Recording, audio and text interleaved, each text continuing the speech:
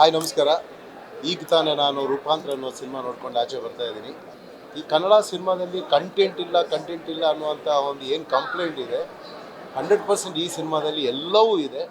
ಒಂದು ಅದ್ಭುತವಾದ ಸಿನಿಮಾ ನೋಡಿದ ಆ ಒಂದು ಎಕ್ಸ್ಪೀರಿಯೆನ್ಸ್ ನನಗಾಯಿತು.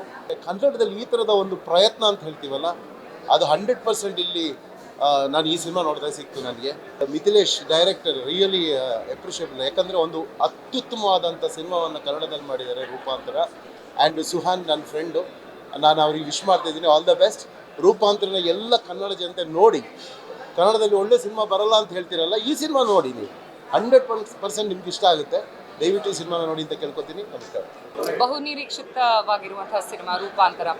ಪ್ರತಿಯೊಬ್ಬರು ತುಂಬ ಒಳ್ಳೆ ಕೆಲಸವನ್ನು ಮಾಡಿದ್ದಾರೆ. ಆ್ಯಂಡ್ ಡೈರೆಕ್ಟರ್ ಆಗಿರುವಂಥ ಮಿಥಿಲೇಶ್, ರಾಜ್ ಇರಬಹುದು, ದಿ ಎಂಟೈರ್ ಕ್ರೂ, ಈ ಒಂದು ಸಿನಿಮಾನ ಹೇಗೆ ಪೋಣಿಸಿದ್ದಾರೆ ಅನ್ನೋದು ತುಂಬ ಇಂಟ್ರೆಸ್ಟಿಂಗ್ ಆಗಿರುತ್ತೆ.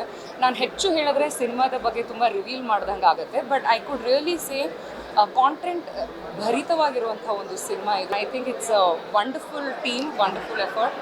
ಖಂಡಿತ ನೋಡಿ ರೂಪಾಂತರ. ಎಲ್ರಿಗೂ ನಮಸ್ಕಾರ. ಕಂಟೆಂಟ್ ಓರಿಯೆಂಟೆಡ್ ಫಿಲಮ್ಸು ನಮ್ಮ ಕರ್ನಾಟಕದಲ್ಲಿ ತುಂಬ ಅಂದರೆ ಸೆನ್ಸಿಬಲ್ ಆಗಿ ಮಾಡೋಕ್ಕೆ ಶುರು ಆಗಿದೆ ಇವಾಗ. ಈಗ ಆಫ್ ಲೇಟ್ ತುಂಬ ಒಳ್ಳೊಳ್ಳೆ ಕಥೆಗಳು ಬಂದರೆ, ಎಸ್ಪೆಷಲಿ ದಿಸ್ ಇಯರ್. ಅದರಲ್ಲಿ ಇದು ಒಂದು ಅಂತ ಹೇಳ್ಬೋದು.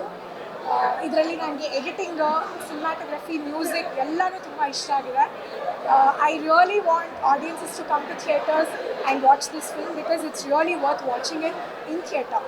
ಈ ಸಿನಿಮಾನಲ್ಲಿ ಕಥೆ ಅನ್ನೋದು ಆ್ಯಕ್ಚುಲಿ ಇಟ್ ಈಸ್ ಪ್ಯಾರಮೌಂಟ್. ತುಂಬ ಎಮೋಷ್ನಲ್ ಆಗಿರುವಂಥ ಕಥೆ, in a very thrilling manner ಅದನ್ನ ಪ್ರೆಸೆಂಟ್ ಮಾಡಿದ್ದಾರೆ. 26 ರಿಲೀಸ್ ಆಗ್ತಾಯಿದೆ. ಸೊ ಪ್ಲೀಸ್ ದಯವಿಟ್ಟು ಎಲ್ಲರೂ ಥಿಯೇಟರ್ಸಿಗೆ ಬಂದು ಈ ಸಿನಿಮಾ ನೋಡಿ.